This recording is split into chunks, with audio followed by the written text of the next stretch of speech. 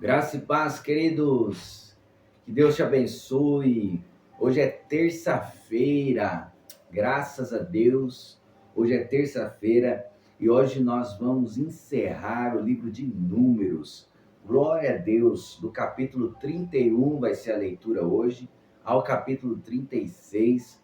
Vamos encerrar mais um livro para a glória de Deus. E amanhã daremos início ao livro de Deuteronômio. Louvado seja o nome do Senhor. Um resumão aí de tudo aquilo que ouvimos, tudo aquilo que lemos, desde Êxodo, Êxodo, Levítico, Número, e Deuteronômio é um livro que resume toda a jornada que Israel passou ali, os judeus passaram ali pelo Egito e pelo deserto, rumo à terra da promessa. Glória a Deus. Estamos aí no livro de Números, capítulo 31. Vamos ler aí. Estamos prestes aí a chegar. O Israel está prestes a chegar próximo, bem perto aí de cumprir, da promessa de Deus se cumprir na vida deles, deles tomarem posse da terra de Canaã. Aqui no capítulo 31, em diante, nós vamos ver que Israel está bem próximo, né? Bem próximo do Rio Jordão, que é a travessia milagrosa do Rio Jordão para tomar posse da terra de Canaã. É isso que vai acontecer no livro de Josué, né? Que a palavra de Deus vai relatar sobre a travessia do Rio Jordão. Mas estamos aqui nos finalmente aqui da vida de Moisés, né? Desse ministério de Moisés. E Deus já declarou para Moisés que ele não tomará posse, né? Não entrará na terra de Canaã. Então, estamos aqui terminando praticamente aí o livro, estamos terminando praticamente a história. E no livro de Deuteronômio é um resumo de tudo isso, né? Desde a da saída deles do Egito. Moisés, no livro de Deuteronômio, ele vai escrever, vai contar testemunhos, né? Vários testemunhos aí a respeito de Israel. Amém, irmãos? Então vamos ler capítulo 31 de Números. Vamos orar antes. Pai, eu te peço em nome de Jesus a tua bênção, a tua graça sobre este momento, meu Pai. Estenda tuas mãos, Senhor, sobre cada um de nós, sobre as nossas vidas, meu Deus, tanto a minha quanto a de todos aqueles que irão assistir, meu Pai, acompanhar, Senhor, essa leitura. Pai, que o teu nome venha a ser glorificado a cada dia. Eu costumo dizer, meu Deus, que os fracassos me pertencem, mas as glórias pertencem ao Senhor. A ti seja dada toda a honra, toda a glória, todo louvor.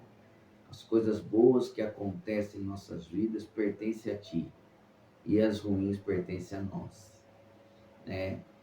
Então, eu lhe peço, meu Pai, em nome de Jesus, que o teu nome venha ser glorificado a cada dia. Em nome de Jesus. Amém? Amém. Glória a Deus.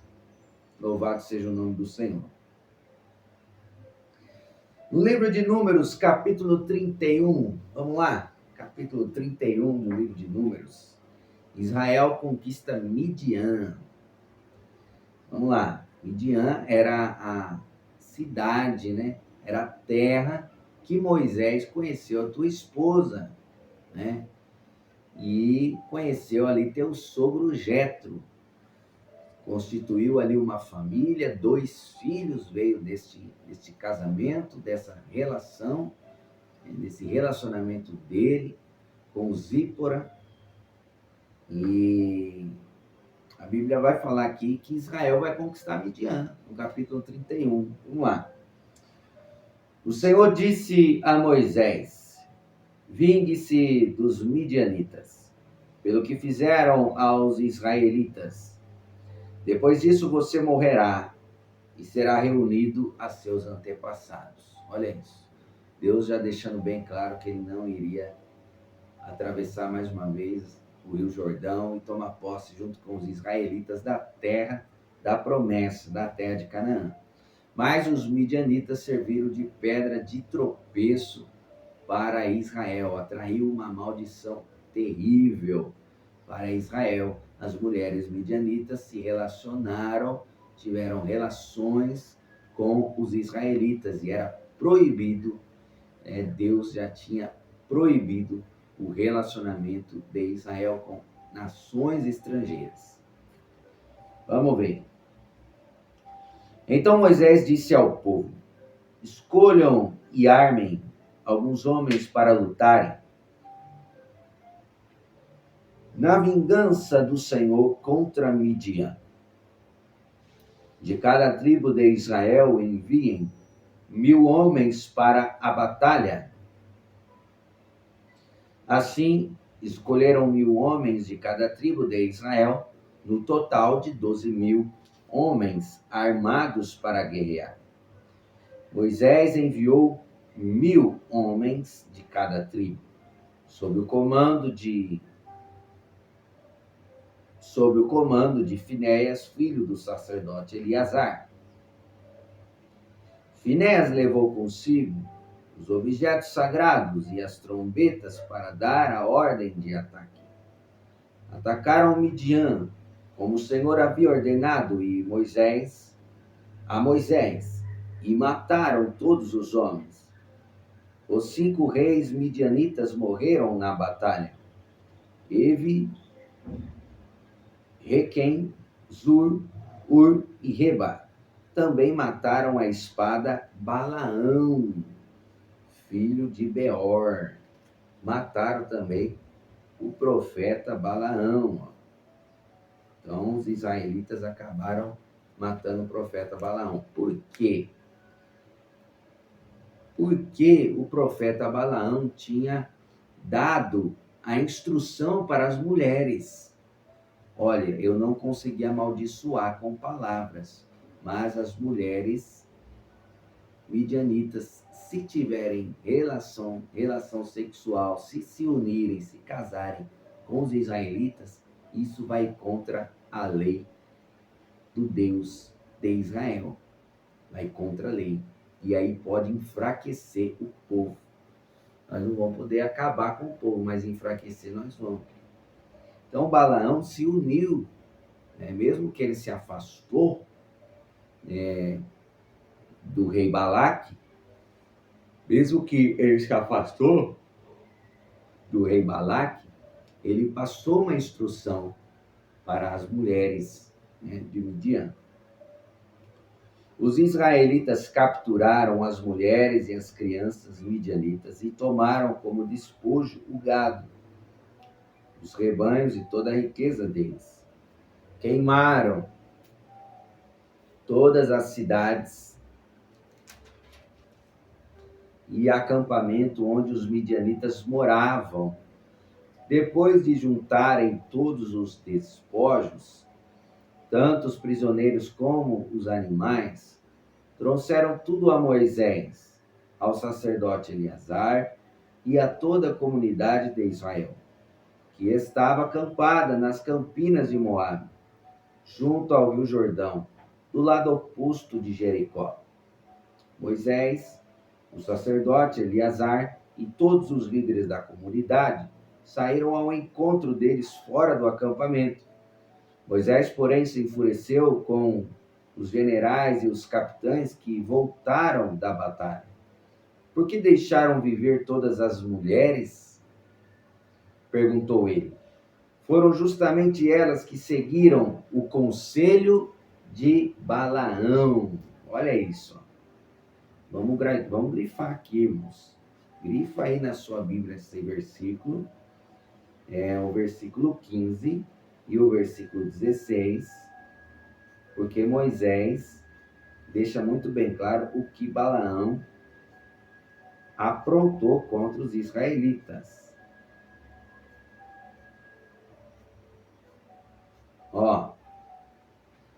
Foram justamente elas que seguiram o conselho de Balaão e fizeram os israelitas se rebelarem contra o Senhor no incidente em Peor. Foi por causa delas que uma praga feriu o povo do Senhor.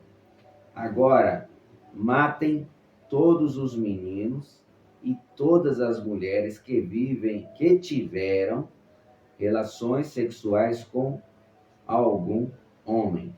Deixem viver somente as meninas virgens. Tragam-nas para viver entre vocês. E todos que tiverem matado alguém ou tocado em algum cadáver ficarão fora do acampamento por 7 dias. Purifiquem a si mesmos e as prisioneiras no terceiro e no sétimo dia. Purifiquem também todas as roupas e todos os objetos de couro, pelo de cabra ou madeira. Então o sacerdote Eleazar disse aos homens que participaram da batalha: o Senhor deu a Moisés a seguinte instrução: tudo que for feito de ouro, prata, bronze, ferro, estanho e chumbo, ou seja, tudo que resiste ao fogo, será passado pelo fogo para se tornar cerimonialmente puro. Por que nós vamos ser provados no fogo? Porque o fogo do Senhor mora dentro de nós. O Espírito de Deus veio nos batizar com fogo. Amém? E fogo com fogo, apenas há uma pureza, né? As nossas obras serão provadas por fogo. Por quê? O fogo purifica, né, a matéria, o material. Né? Se carregamos o fogo de Deus, fogo do Espírito Santo dentro de nós, assim como o Batista deu testemunho de Jesus, o testemunho de Batista foi o seguinte: eu não sou Cristo, eu não sou o Messias, mas logo a mim virá um que ele sim batizará-vos com o batismo do Espírito Santo e o batismo com fogo. O que o fogo proporciona para a nossa vida? O fogo do Espírito Santo proporciona uma pureza em nós, uma libertação, uma transformação em nós. Toda a impureza, todas as ações da velha criatura, todos os desejos da velha criatura é eliminado com o poder de Deus, com o poder do Espírito Santo. Por isso que fala do fogo, o batismo do fogo, fala da pureza, que Deus vai nos purificar com o Espírito dele, junto com a palavra. Amém? É a palavra de Deus com o Espírito Santo que traz a pureza no ser humano. Amém? Que traz a mudança. Mas tudo que não resistir ao fogo será purificado somente com água. No sétimo dia, lavem as roupas e vocês estarão purificados. Então poderão voltar ao acampamento. Olha que beleza.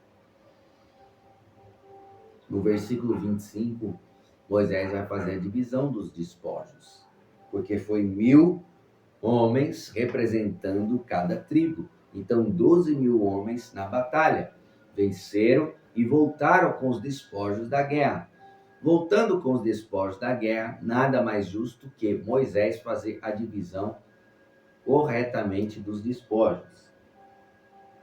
O Senhor também disse a Moisés: você, o sacerdote Eleazar e os chefes das famílias de cada tribo farão uma lista de todos os despojos tomados na batalha, tanto das pessoas como dos animais. Dividirão despojos em 2 partes e entregarão metade para os homens que lutaram na batalha e metade para o restante do povo. Da metade que pertence ao exército, entreguem primeiro um tributo que cabe ao Senhor, um de cada 500, tanto das pessoas como do gado, dos jumentos e das ovelhas. Entregue essa porção tirada da parte do exército ao sacerdote Eleazar como oferta ao Senhor. Da metade que pertence aos israelitas, separe um de cada 50, tanto das pessoas como do gado, dos jumentos, das ovelhas e dos outros animais. Entregue essa porção aos levitas, que estão encarregados de cuidar do tabernáculo do Senhor. Moisés e o sacerdote Eleazar fizeram conforme o Senhor ordenou a Moisés. O despojo restante de tudo que os soldados haviam tomado totalizou 675.000 ovelhas, 72.000 cabras, cabeças de gado, 61.000 jumentos e 32.000 virgens. 32.000 virgens. Metade do despojo foi entregue aos homens que participaram da batalha. Essa parte totalizou 337.500 ovelhas, das quais 675 eram o tributo ao Senhor. 36.000 cabeças de gado, das quais 72 eram tributo ao Senhor. 30.500 jumentas, dos quais 61 eram o tributo ao Senhor. E 16.000 virgens, das quais 32 eram o tributo ao Senhor. Moisés entregou ao sacerdote Eleazar o tributo que cabia ao Senhor como oferta movida, conforme o Senhor havia ordenado. Metade do despojo pertencia aos israelitas, e Moisés a separou da metade que pertencia aos homens que lutaram. A parte dos israelitas totalizaram 337.500 ovelhas, 36.000 cabeças de gado, 30.500 jumentas e 16.000 virgens. Da metade entregue ao povo, Moisés separou um de cada 50, tanto das pessoas como dos animais, e entregou aos levitas, encarregados de cuidar do tabernáculo do Senhor. Deus dava vitória para todo Israel, mas o sacerdote e o levita, que não poderia ir à batalha, não poderia se contaminar, não poderia se contaminar, né, com a batalha, eles não iriam, eles não participavam, mas ficavam cuidando das coisas de Deus. E Deus destinou um tributo que pertencia a essa classe, aos sacerdotes e aos levitas. Tudo foi feito conforme o Senhor havia ordenado a Moisés. Então os generais e os capitães foram a Moisés e disseram: Nós, seus servos, contamos todos os homens que saíram para a batalha sob o nosso comando. Nenhum de nós está faltando. Por isso, de nossa parte do despojos, apresentamos os objetos de ouro como oferta ao Senhor: braceletes, pulseiras, anéis, brincos e colares. A oferta fará expiação por nós diante do Senhor. Moisés e o sacerdote Eleazar receberam deles as joias e os objetos artesanais de ouro. Ao todo o ouro que os generais e os capitães apresentaram como oferta ao Senhor pesava por volta de 200 quilos. Imagine nos dias de hoje, irmãos, 200 quilos de ouro, quanto que não valeria? Todos os homens que participaram da batalha tomaram para si uma parte do despojo. Moisés e o sacerdote Eleazar aceitaram as ofertas dos generais e dos capitães e levaram o ouro para a tenda do encontro como recordação, para que o Senhor se lembrasse dos israelitas. No capítulo 32, nós vamos ver que algumas tribos não vão atravessar, não vão tomar posse da terra de Canaã, além do Rio Jordão. Não, vão tomar posse dessas nações que eles lutaram, os midianitas, por exemplo, o rei Og, o rei de Bassã, foi as terras que foram conquistadas por Israel antes de atravessar o Rio Jordão. E o Moisés vai separar as tribos que vão tomar posse dessas terras, né? Vamos lá. No capítulo 32, a palavra do Senhor diz: As tribos de Ruben e a tribo de Gade possuíam rebanhos enormes.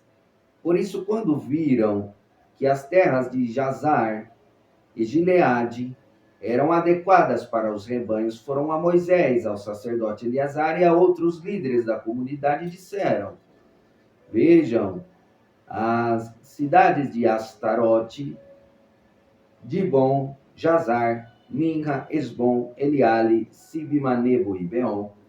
O Senhor conquistou toda esta região para a comunidade de Israel, e ela é adequada para criar rebanhos e para nós, seus servos que possuímos rebanhos. Se contamos com o seu favor, pedimos que nos deixe ocupar essa terra como nossa propriedade, em vez de nos dar a terra do outro lado do Jordão. Moisés perguntou aos homens de Gade e Ruben: Então vocês querem que seus irmãos vão à guerra enquanto vocês ficam aqui? Por que querem desanimar o restante dos israelitas de atravessar o rio para a terra que o Senhor lhes deu? Seus antepassados fizeram a mesma coisa quando eu os enviei de Cades Barneia para fazer o reconhecimento da terra. Depois que subiram até o vale de Escol e fizeram o reconhecimento da região, desanimaram os israelitas de entrarem na terra que o Senhor lhes dá. Por isso a ira do Senhor se acendeu contra eles, e ele jurou: de todos aqueles que eu resgatei do Egito, ninguém com 20 anos para cima verá a terra que eu jurei dar a Abraão, Isaque e Jacó, pois não me obedeceram de todo o coração. As únicas exceções são Caleb, filho do quenezeu Jefoné, e Josué, filho de Nun, pois eles seguiram o Senhor de todo o coração. A ira do Senhor se acendeu contra os israelitas e ele os fez andar sem rumo pelo deserto durante 40 anos.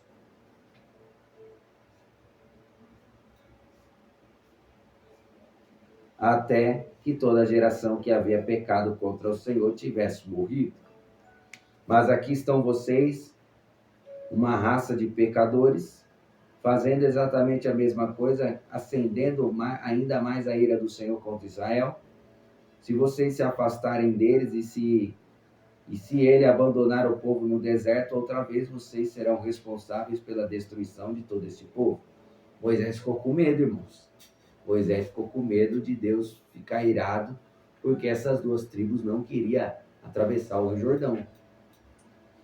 Mas eles se aproximaram de Moisés e disseram: Queremos construir currais para nossos animais e cidades para nossos filhos. Então nos armaremos e sairemos prontamente com os israelitas para a batalha, até que os tenhamos levado em segurança para a sua terra. Enquanto isso, nossos filhos ficarão nas cidades. Quer dizer, aqueles homens da tribo de Ruben e de Gad se prontificou, se moveram para ajudar as outras tribos a tomar posse de suas respectivas terras. Mas os seus filhos ficariam com o rebanho, nessas terras que eles estavam pedindo para cá do Rio Jordão. Além do Rio Jordão, eles não queriam, não fazia parte, não pertencia a eles, como eles estavam propondo a Moisés. Vamos lá. Vamos estar dando continuidade aqui. Enquanto isso, nossos filhos ficarão nas cidades fortificadas que construirmos aqui e estarão protegidos de ataques dos povos da região. Só voltaremos a nossos lares quando todos os israelitas tiverem recebido suas porções da terra. Não exigimos, porém, terra alguma do outro lado do Jordão. Preferimos viver aqui do lado leste do Jordão e aceitamos esta região como nossa herança na terra. Então Moisés lhe disse: Se fizerem como prometeram e se armadas para as batalhas do Senhor, suas tropas atravessarem o Jordão e continuarem a lutar até que o Senhor tenha expulsado seus inimigos, então poderão voltar quando o Senhor tiver conquistado a terra. Assim, vocês terão cumprido seu dever para com o Senhor e para com o povo de Israel. A terra do lado leste do Jordão será sua propriedade da parte do Senhor. Mas se não fizerem como prometeram, terão pecado contra o Senhor e não escaparão das consequências. Vão, construam cidades para suas famílias e currais para seus rebanhos, mas façam tudo o que prometeram. Os homens de Gade e de Ruben responderam: Nós, seus servos, seguiremos suas instruções. Nossos filhos, esposas, rebanhos e gado ficarão aqui nas cidades de Gileade. Mas nós, seus servos, todos armados para a guerra, atravessaremos o rio e lutaremos pelo Senhor, conforme nos ordenou. Moisés deu ordens ao sacerdote Eleazar, a Josué, filho de Nun, e aos chefes das famílias das tribos de Israel.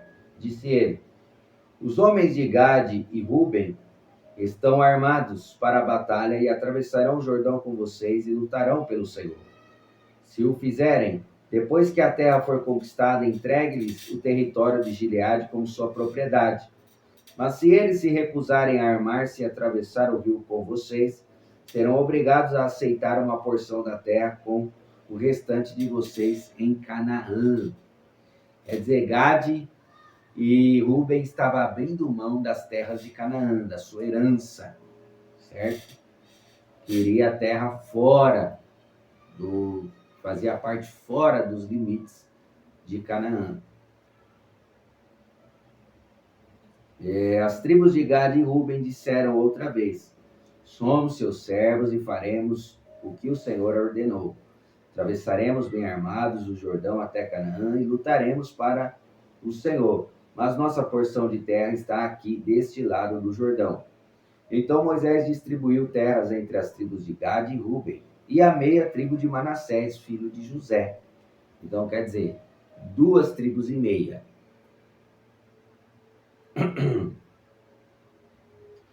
Deu-lhes o território de Seom, rei dos amorreus, o território de Og, rei de Bazã, toda a terra com suas cidades e o território ao redor delas.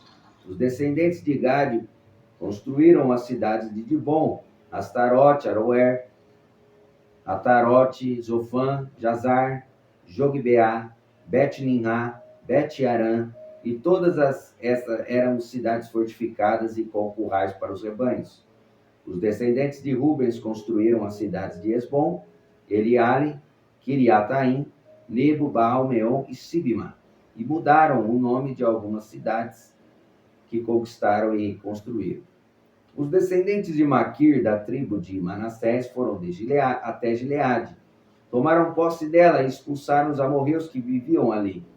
Moisés deu Gileade aos maquiritas, descendentes de Manassés, e eles se estabeleceram. Ali o povo de Jair, outro clã da tribo de Manassés, capturou muitos dos povoados de Gileade e mudou o nome da região para a cidade de Jair. Enquanto isso, um homem chamado Noba conquistou a cidade de Kenate e as vilas ao redor de seu próprio nome, a região chamada de Noba. Glória a Deus, era um guerreiro, um homem guerreiro valente que conquistou vilas e cidades. E colocou o seu nome aí. Amém? Glória a Deus, irmãos. No capítulo 33, Moisés vai fazer aí uma recapitulação aí da jornada de Israel, do percurso que Israel fez. Amém? Este é o percurso que os israelitas fizeram quando saíram do Egito, organizados segundo suas divisões sob a liderança de Moisés e Arão. Por ordem do Senhor, Moisés guardou um registro escrito de seu progresso. Estas são as etapas da jornada identificadas pelos lugares onde passaram ao longo do caminho. Existem bíblias de estudos que registram, ilustram exatamente este capítulo, mostrando com setas e caminhos que Israel fez no deserto. Estas são as etapas da jornada identificadas pelos lugares onde pararam ao longo do caminho. Os israelitas partiram da cidade de Ramsés no 15º dia do primeiro mês. Na manhã seguinte à primeira celebração da Páscoa, partiram triunfantemente à vista de todos os egípcios. Olha que interessante. Lindo de se ver, né? honrados por Deus. Enquanto isso, os egípcios sepultavam o filho mais velho de suas famílias, que o Senhor havia ferido mortalmente na noite anterior. Naquela noite, o Senhor derrotou os deuses do Egito com grandes atos de julgamento. Porque cada praga, irmãos, representaria um ídolo. Estava representando um ídolo que o Egito adorava.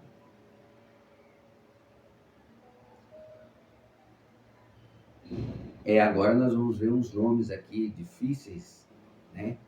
Mas fazia parte daquela região, toda aquela região que Israel passou. Depois de partirem de Ramsés, os israelitas acamparam em Sucote. Saíram de Sucote e acamparam em Etã, à beira do deserto.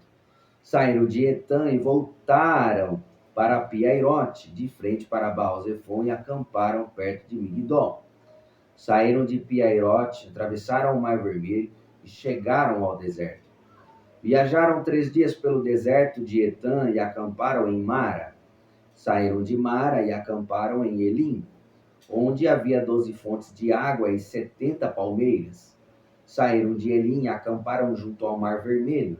Saíram do Mar Vermelho e acamparam no deserto de Sim. Saíram do deserto de Sim e acamparam em Dófica. Saíram de Dófica e acamparam em Alus. Saíram em Alus e acamparam em Refidim, onde não havia água para o povo beber. Isso. Saíram de Refidim e acamparam no deserto do Sinai. Saíram do deserto do Sinai e acamparam em Quibrote Hataavá. Saíram de Quibrote Hataavá e acamparam em Azerote. Saíram de Azerote e acamparam em Ritimá. Saíram de Ritimá e acamparam em Rimon-Pérez. Saíram de Rimon-Pérez e acamparam em Libna. Saíram de Libna e acamparam em Rissa. Saíram de Rissa e acamparam em Quelatá.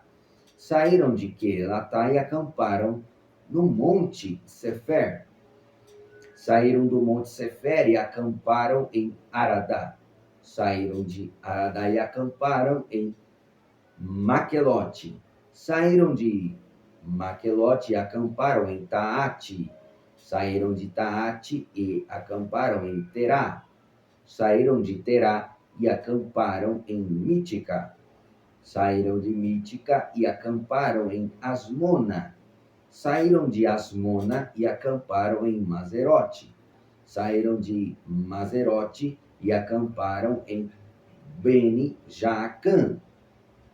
Saíram de Beni-Jaacã e acamparam em Or-Gidgade. Saíram de Or-Gidgade e acamparam em Jotbatá. Saíram de Jotbatá e acamparam em Abrona. Saíram de Abrona e acamparam em Ezion-Geber. Saíram de Ezion-Geber e acamparam em Cádiz, no deserto de Zim. Saíram de Cádiz e acamparam no Monte Or, na fronteira de Edom. Enquanto estavam ao pé do Monte Or, por ordem do Senhor, o sacerdote Arão subiu ao monte e morreu ali. E isso aconteceu no primeiro dia do 5º mês, 40 anos depois que Israel saiu do Egito. Arão tinha 123 anos quando morreu no Monte Or. O rei cananeu de Arade, que vivia no Negueb, na terra de Canaã, soube que os israelitas se aproximavam de sua terra. Saíram do Monte Hor e acamparam em Zalmona. Saíram de Zalmona e acamparam em Punon. Saíram de Punon e acamparam em Obote. Saíram de Obote e acamparam em Ijé-Abarim, na fronteira de Moabe.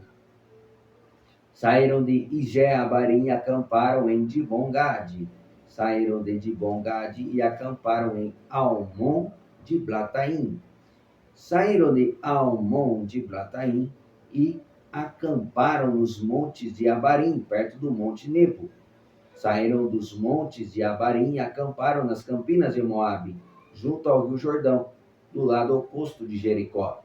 Junto ao rio Jordão, acamparam desde Bet-Gesimote até Abel-Sitim, nas campinas de Moabe. Enquanto estavam acampados perto do rio Jordão, das campinas de Moabe, do lado oposto de Jericó, o Senhor disse a Moisés: dê as seguintes instruções ao povo de Israel quando atravessarem o rio Jordão para entrar na terra de Canaã. Expulsem todos os povos que vivem ali. Destruam todas as imagens esculpidas ou fundidas e derrubem todos os santuários idólatras.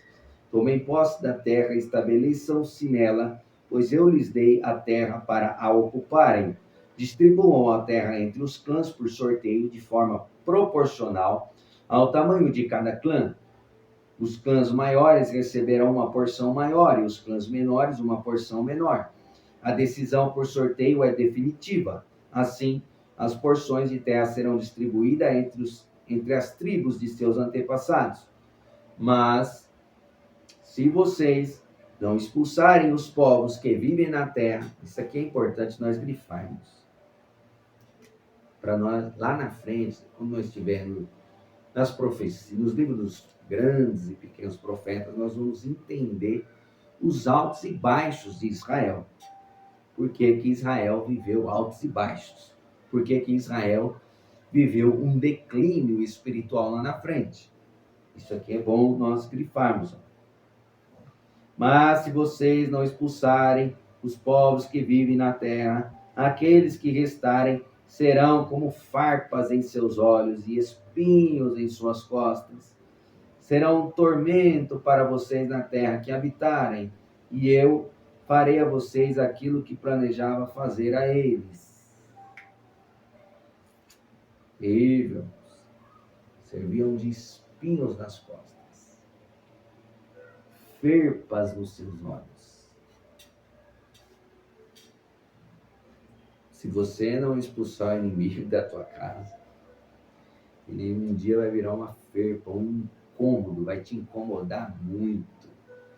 Porque a ferpa te incomoda, te machuca e te incomoda. Os espinhos nas costas dói, te incomoda e está em você. Está impregnado em você.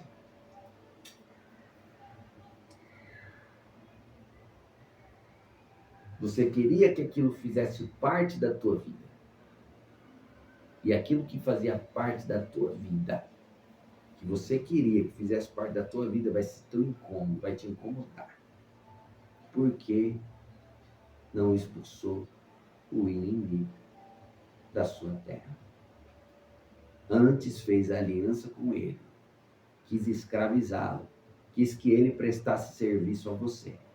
Mas com inimigo não se faz aliança. Com inimigo se destrói, mata, repreende, manda embora. Não se faz aliança com o inimigo. As fronteiras da terra, capítulo 34. Então o Senhor disse a Moisés: dê as seguintes instruções ao povo de Israel. Quando entrarem na terra de Canaã, que eu lhes dou como sua propriedade especial, estas serão as fronteiras. A região sul se estenderá desde o deserto de Zin ao longo da divisa com Edom. A fronteira sul começará no leste, na extremidade do Mar Morto. Ela se estenderá pelo sul, passando pela ladeira do Escorpião, em direção a Zin. Seu extremo ao sul será Cades Barneia, de onde seguirá até Azar Adar, e de lá de Asmon. De Asmon a fronteira fará uma curva em direção ao ribeiro do Egito e terminará no Mar Mediterrâneo. A fronteira oeste será o litoral do Mar Mediterrâneo. A fronteira norte começará no Mar Mediterrâneo e se estenderá para o leste até o Monte Or, e de lá até Lebo Amate, seguindo em direção a Zedade, e continuando até Zifron, e daí até Azar-Enã, este será a fronteira norte.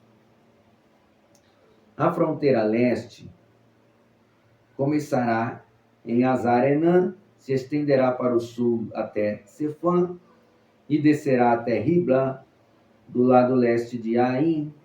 De lá descerá beirando o lado leste do mar da Galileia e depois acompanhando o rio Jordão até o Mar Morto. Essas são as fronteiras de sua terra. Então Moisés disse aos israelitas: este território é a herança que vocês repartirão entre si por sorteio. O Senhor ordenou que a terra seja dividida entre as 9 tribos e meia restantes. As famílias das tribos de Ruben, Gade e a metade da tribo de Manassés já receberam suas porções de terra do lado leste do Jordão, do lado oposto de Jericó, na direção do nascer do sol. O Senhor disse a Moisés: o sacerdote Eleazar e Josué, filho de Num, são os homens escolhidos para repartir a terra entre o povo. Nomeie um líder de cada tribo para ajudá-los com a tarefa. Estas são as tribos e os nomes dos líderes. Da tribo de Judá, Calebe, filho de Jefoné. Da tribo de Simeão, Samuel, filho de Amiúde. Da tribo de Benjamim, Elidade, filho de Quislom. Da tribo de Dan, Buqui, filho de Jogli. Da tribo de Manassés, filho de José, Aniel, filho de Éfode. Da tribo de Efraim, filho de José, Quemuel, filho de Sifitã. Da tribo de Zebulon, Elisafã, filho de Parnaque. Da tribo de Issacar, Paltiel, filho de Azã. E da tribo de Azer, Aiude, filho de Selome. E da tribo de Naphtali, Pedael, filho de Amiúde. Esses são os homens que o Senhor nomeou para repartir as porções da terra de Canaã entre os israelitas.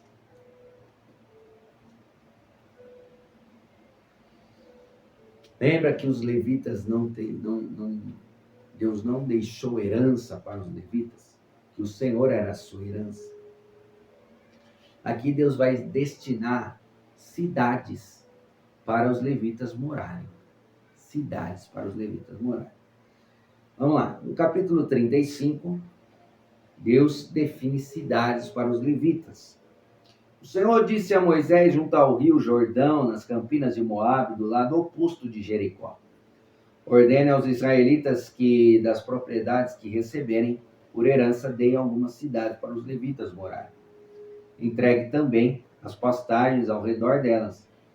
As cidades serão para a moradia dos levitas, e as terras ao redor servirão de pasto para seu gado, suas ovelhas e todos os seus animais. As pastagens reservadas para os levitas ao redor destas cidades se estenderão em todas as direções por 450 metros a partir dos muros da cidade.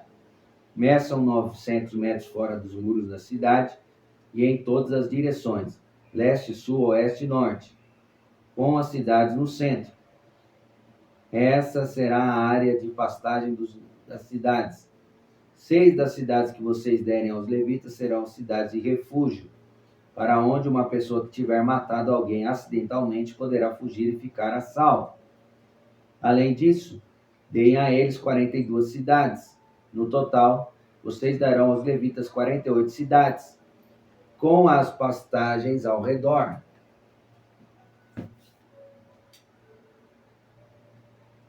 As cidades virão da herança dos israelitas. As tribos maiores darão mais cidades aos levitas, enquanto as tribos menores darão menos cidades. Cada tribo entregará propriedades de forma proporcional ao tamanho do território que receber. As cidades de refúgio. O Senhor disse a Moisés: dê as seguintes instruções ao povo de Israel. Quando atravessarem o Jordão para entrar na terra de Canaã, escolham cidades de refúgio para onde uma pessoa que tiver matado alguém acidentalmente poderá fugir. Essas cidades serão lugares de proteção contra os parentes da vítima que quiserem vingar sua morte. A pessoa que tirou a vida de alguém não será executada antes de ser julgada pela comunidade. Escolham para si 6 cidades de refúgio, 3 do lado leste do Rio Jordão, 3 do lado oeste, na terra de Canaã. Estas cidades servirão para proteger os israelitas, os estrangeiros que vivem entre vocês e os que estiverem de passagem. Qualquer um que matar alguém acidentalmente poderá fugir para ela. Se, contudo, alguém atacar uma pessoa e matá-la com um pedaço de ferro, é assassinato, e assassino deverá ser executado. Ou se alguém com uma pedra na mão atacar e matar outra pessoa, é assassinato, e o assassino deverá ser executado. Ou ainda, se alguém atacar outra pessoa e matá-la com um pedaço de madeira, é assassinato, e o assassino deverá ser executado. O parente mais próximo da vítima é responsável pela execução do assassino. Quando o encontrar, o vingador deverá executar o assassino. Portanto, se alguém odeia outra pessoa e fica à espreita dela, e a empurra ou joga contra ela um objeto perigoso e ela morre, ou se alguém odeia outra pessoa e a fere com as mãos e ela morre, é assassinato. Nesses casos, o vingador deverá executar o assassino quando o encontrar. Glória a Deus. Se, contudo, alguém empurrar outra pessoa sem ter demonstrado anteriormente nenhuma hostilidade ou jogar algo que acerte a pessoa acidentalmente, ou sem intenção deixa cair sobre ela uma pedra grande, embora não fossem inimigos, e a outra pessoa morrer, a comunidade usará as seguintes normas para julgar entre o acusado e o vingador, o parente mais próximo da vítima. Então, o vingador, aquele que iria se vingar da morte do parente, era o parente mais próximo. O vingador era o parente mais próximo.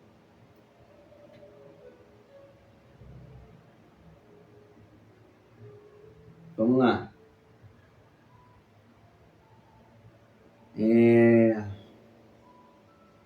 A comunidade protegerá o acusado do vingador e cuidará para que ele chegue à cidade de refúgio para onde fugir.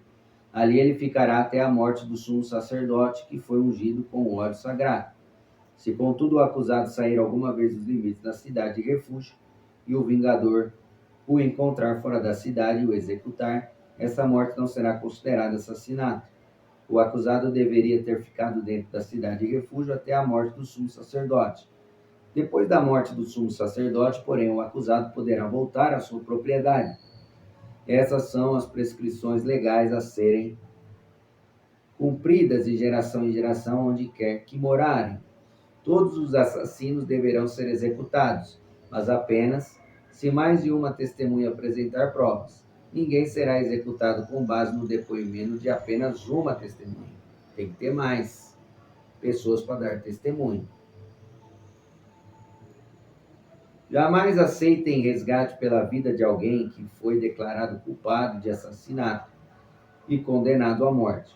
Os assassinos deverão sempre ser executados.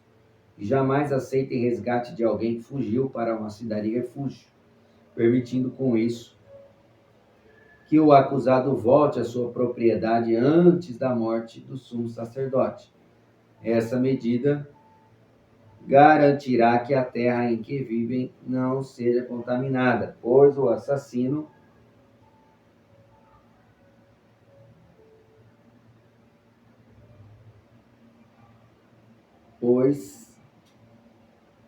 perdi aqui, irmãos.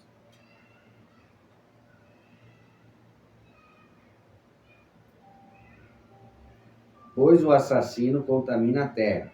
O único sacrifício que fará expiação pela terra em caso de assassinato é a execução do assassino. Quer dizer, o assassino deveria morrer, pagar com a vida, não ser preso, como hoje é. Mas hoje nós vivemos no tempo da graça, né, irmãos? Hoje Deus quer que até os assassinos se arrependem dos seus pecados e tenham direito à vida eterna.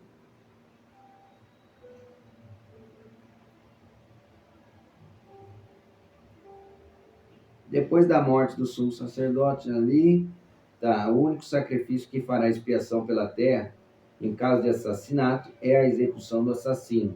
Não contaminem a terra onde habitam, pois eu mesmo habito ali, eu sou o Senhor e habito entre o povo de Israel. Olha que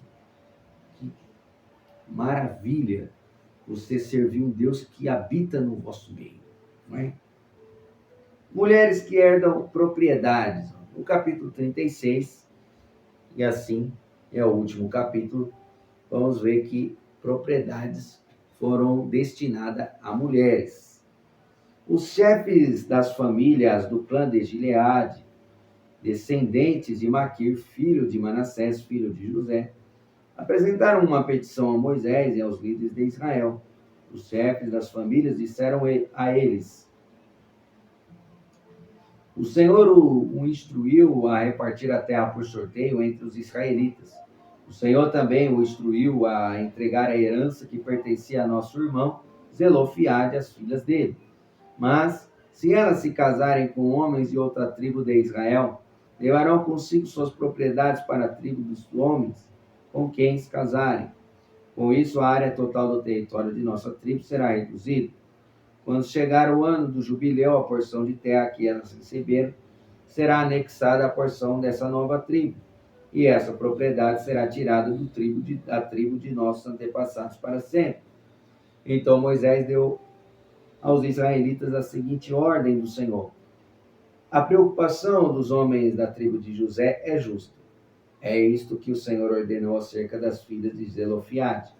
Elas poderão se casar com quem quiserem, desde que seja alguém da tribo de seus antepassados. Nenhuma terra poderá ser transferida de uma tribo para outra, pois a porção entregue a cada tribo deve permanecer com a tribo para a qual foi inicialmente designada. As filhas de todas as tribos de Israel que têm direito a herdar propriedades deverão se casar com homens de um lado dos clãs de sua própria tribo, para que todos os israelitas mantenham a propriedade de seus antepassados. Nenhuma porção de terra poderá ser transferida de uma tribo para outra. Cada tribo de Israel manterá a porção de terra que recebeu como herança. As filhas de Zelofiade fizeram conforme o Senhor ordenou a Moisés. Maala, Tirza, Ogla, Milca e Noá se casaram com primos da família e de seu pai. Foi com primos da família de seu pai, membros dos clãs de Manassés, filho de José. Assim, sua herança permaneceu no clã e na tribo de seus antepassados. Esses são os mandamentos e os estatutos que o Senhor deu aos israelitas por meio de Moisés enquanto estavam acampados nas campinas de Moabe, junto ao rio Jordão, do lado oposto de Jericó. Amém, irmãos? Glória a Deus. Amanhã daremos início aí ao livro de Deuteronômio. Até aqui, por hoje é só. Encerramos aqui mais um livro, o livro de Números. Graças a Deus, Deus nos deu a vitória, né? Deus nos deu a vitória. A honra das vitórias, a glória das vitórias pertence ao Senhor, né? Os fracassos pertencem a nós. As derrotas pertencem a nós.